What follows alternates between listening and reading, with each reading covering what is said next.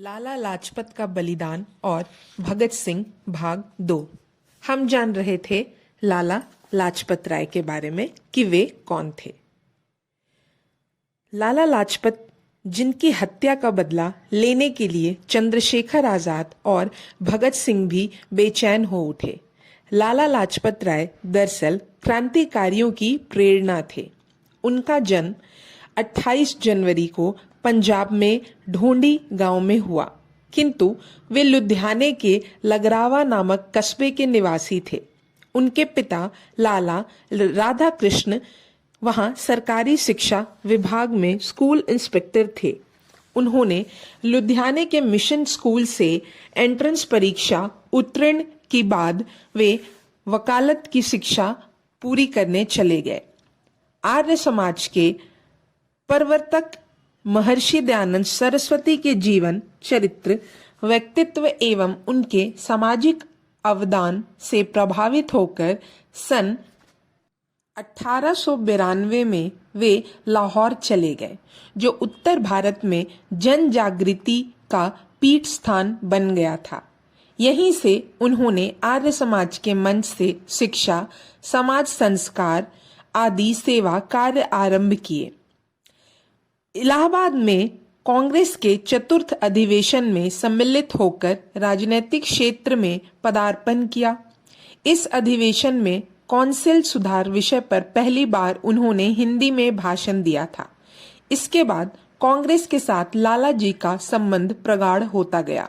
सन 1905 से 6 में स्वतंत्र राष्ट्र की मांग करने के लिए जो शिष्टमंडल इंग्लैंड जा रहा था, उसके लिए लाला जी को चुना गया। वहां पर उन्होंने 1 महीने में 40 व्याख्यान दिए, बहुत से प्रमुख व्यक्तियों से भेंट की।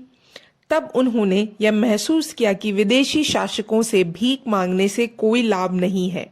यदि हमें अपने लक्ष्य की पूर्ति करनी है तो स्वावलंबन की नीति पर चलना पड़ेगा। स्वदेश लौटने पर उन्होंने देशवासियों को यही संदेश दिया। सन 1905 में कांगड़ा में आए भयंकर भूकंप के समय उन्होंने सहायक समिति की स्थापना कर हजारों लोगों की सहायता की। उन्होंने सन 1901 के दुर्भिक्ष कमीशन के सामने ईसाई मिशनरियों द्वारा की जाने वाली धर्म परिवर्तन विषयक धांधलियों की पोल खोल दी और अनाथ बच्चों की रक्षा के लिए उन्होंने सुझाव दिए। उनके प्रयत्न से उत्तरी भारत में सर्वप्रथम सुसंगठित रूप से अनाथालयों की स्थापना की गई, जिससे हजारों बच्चे विधर्मियों के हाथों में जाने से बच गए। बंग भंग के युगांतर काल में पंजाब केसरी लाल लाजपत राय की दहाड़ ने नौकरशाही का दिल दहला दिया। उन्होंने काशी के प्रसिद्ध कांग्रेस अधिवेशन में बंग भंग विषयक मुख्य प्रस्ताव पर बोलते हुए स्पष्ट शब्दों में कहा, गिड़गिड़ाते रहने की नीति अब हमें छोड़नी होगी। वस्तुतः अंग्रेज स्वयं किसी भी बात से इतनी घृणा नहीं करते जितनी कि भिक्षावृत्ति से, और मेरा भी दृढ़ मत है कि भिखारी सच ही इसी योग्य होता है कि उसे घृणा की जाए।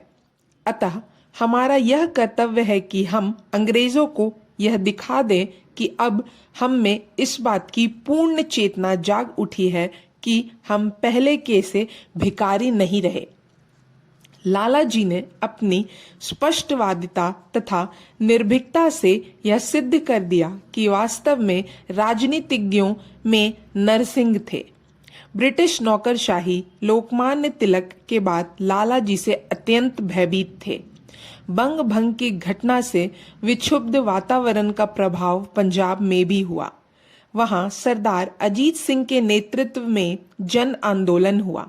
लाला जी से भयभीत सरकार ने इस स्थिति से लाभ उठाते हुए अजीत सिंह के साथ लाला लाजपत राय का नाम भी जोड़ दिया और उन दोनों को सन 1818 में रेगुलेशन नंबर 3 के तहत देश निकाला दे दिया।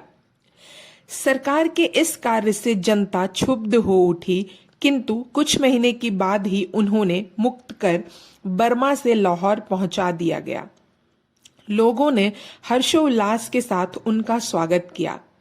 आगामी कांग्रेस अधिवेशन के अध्यक्ष पद के लिए लाला जी का नाम लिया जाने लगा, किंतु कांग्रेस में बहुमत रखने वाले नरम दल वालों ने इसका विरोध किया और अध्यक्ष पद के लिए श्री रास बिहारी बोस का नाम पेश कर दिया।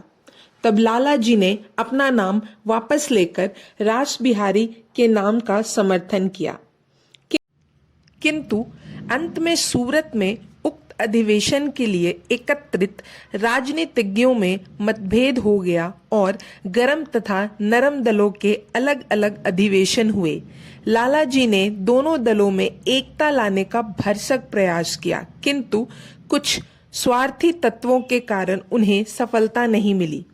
इसके बाद एक तरह से गर्म दल वाले कांग्रेस के मंच से अलग हो गए और कांग्रेस पर पूर्ण रूप से गोखले, सुरेंद्र नाथ आदि नेताओं का आधिपत्य स्थापित हुआ।